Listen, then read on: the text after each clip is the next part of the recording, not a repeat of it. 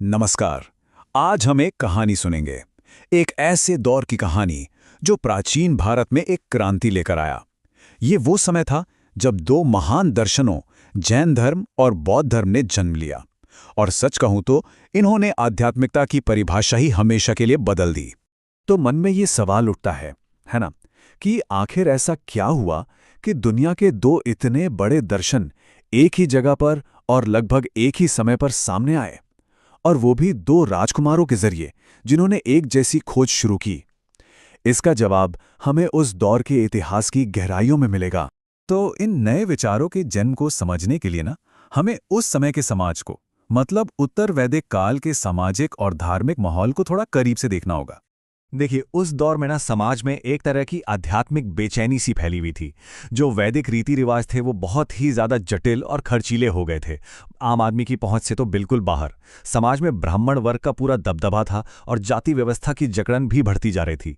अब इससे हुआ ये कि जो योद्धा वर्ग था, मतलब क्षत्रिय, वो भी खुश नहीं थे। और इसी माहौल में एक नया व्यापारी वर्ग यानी वैश्य वर्ग तेजी से उभर रहा था, और उन्हें एक सीधे साधे ज्यादा नैतिक रास्ते की तलाश थी। और ऐसा लगता है मानव समाज की इसी पुकार को सुनकर इतिहास के मंच पर दो असाधारण हस्तियों का आगमन हुआ, महावीर और बुद्ध। कमाल की बात यह है कि दोनों ही जन्म से राजकुमार थे, लेकिन उन्होंने महलों का सुख, राजपाट, सब कुछ त्याग कर एक बिल्कुल अलग रास्ता चुना। और ये समानताएं देखिए वाकई हैरान करने वाली हैं।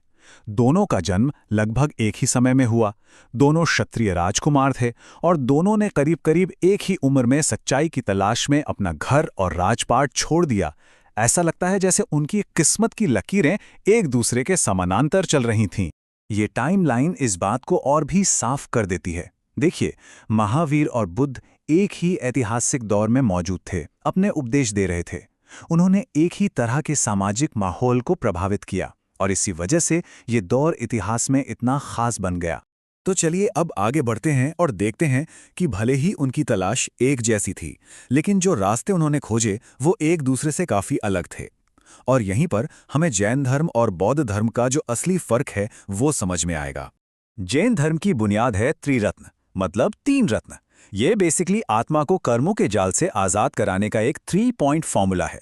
इसे याद रखने का एक मजेदार तरीका है KFC, मतलब K से नॉलेज यानी सम्यक ज्ञान, F से फेथ यानी सम्यक दर्शन, और C से कंडक्ट यानी सम्यक आचरण। और सबसे जरूरी बात यह है कि मोक्ष के लिए इन तीनों का एक साथ होना, इनमें संतुलन होना बेहद जरूरी है। तो सवाल उठता है कि ये सही आचरण या सम्यक आचरण है क्या? इसका मतलब है इन 5 महाव्रतों का बहुत सख्ती से पालन करना। और इनमें सबसे ज्यादा जोर दिया गया है अहिंसा पर। अहिंसा तो जैसे जैन धर्म का दिल है। इसके साथ साथ दुनिया की चीजों से पूरी तरह से मोह खत्म करने पर भी उतना ही जोर है। अच्छा, अब आते हैं बौद्ध धर्म पर। बुद्ध की सारी शिक्षाओं का निचोड़ हमें मिलता है इन 4 आर्य सत्यों में। इसे ऐसे समझिए जैसे ये जीवन की समस्या का एक डायग्नोसिस हो। पहला सत्य, जीवन में दुख है। दूसरा, इस दुख की जड़ हमारी इच्छाएं हैं, हमारी चाहत। लेकिन एक अच्छी खबर भी है। तीसरा सत्य, इस दुख को खत्म किया जा सकता है। और चौथा, इसे खत्म करने का एक रास्ता भी है। तो वो रास्ता कौन सा है? वो है अष्टांगिक मार्ग। ये बौद्ध धर्म का प्रैक्टिकल हिस्सा है, एक तरह की हाउ टू गाइड। और यही वो मशहूर मध्यम मार्ग या मिडिल पाथ है। मतलब ना तो जरूरत से ज्यादा ऐशो आराम में डूब जाओ, और ना ही शरीर को जरूरत से ज्यादा कष्ट दो। इन दोनों के बीच का एक संतुलित रास्ता अपनाओ, ताकि इच्छाओं को खत्म करके निर्वाण पाया जा सके। अब देखिए, वक्त के साथ क्या हुआ। जब इन दोनों धर्मों के संस्थापक नहीं रहे तो उनके फॉलोअर्स ने उनकी बातों का अपने अपने हिसाब से मतलब निकाला, और इसी वजह से इन धर्मों के अंदर ही अलग अलग स्कूल ऑफ थॉट या विचारधाराएं बन गईं। चलिए देखते हैं ये कैसे हुआ। ये टेबल दोनों दर्शनों के बीच के फर्क को बहुत अच्छे से समझाती है। एक तरफ जैन धर्म है जो कठोर तपस्या और अहिंसा पर बहुत ज्यादा जोर देता है। दूसरी तरफ बौद्ध धर्म है जो मध्यम मार्ग यानी बीच का रास्ता अपनाने को कहता है।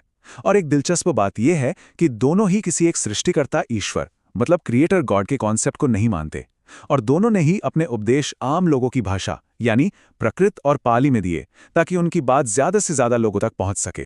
जैन धर्म में जो बड़ा बंटवारा हुआ उसके पीछे एक कहानी है। मगध में एक बहुत भयंकर अकाल पड़ा था। उस समय जो संत भद्रबाहु के साथ दक्षिण भारत चले गए वो दिगंबर कहलाए। उन्होंने कठोर नियमों को वैसे का वैसा ही बनाए रखा और वस्त्रों का भी त्याग कर दिया। वहीं जो लोग स्थूल भद्र के साथ मगध में ही रुक गए, उन्होंने थोड़े बदलाव किए, सफेद कपड़े पहनना शुरू किया और वे श्वेतांबर कहलाए। बौद्ध धर्म में भी एक बड़ा विभाजन हुआ, खासकर चौथी बौद्ध संगीति यानी फोर्थ बुद्धिस्ट काउंसिल के दौरान। जो हीनयान शाखा थी वो बुद्ध की जो मूल शिक्षाएं थी उन्हीं पे टिकी रहीं।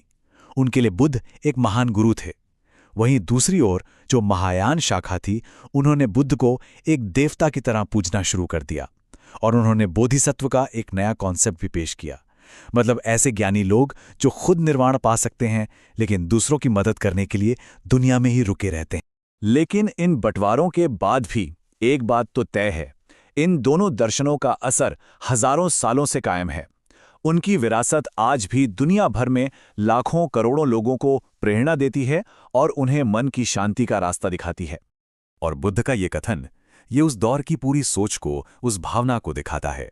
इसका सार ये है कि किसी बात को सिर्फ इसलिए मत मान लो क्योंकि किसी ने कह दिया। खुद देखो, परखो, विश्लेषण करो। अगर वो तर्क की कसौटी पर खरी उतरे और सबके भले के लिए हो, तभी उसे अपनाओ। और सच कहें तो यही इन दोनों दर्शनों की आत्मा है। तो आखिर में एक सवाल हमारे लिए भी है। आज की इस भागदौड़ भरी दुनिया में जहां हम हर तरफ से शोर और इच्छाओं से घिरे हैं, क्या महावीर का अपरिग्रह यानी चीजों से मोह न रखना और बुद्ध का मध्यम मार्ग हमें एक ज्यादा शांत और मीनिंगफुल जिंदगी जीने का रास्ता दिखा सकते हैं? इस पर सोचेगा जरूर।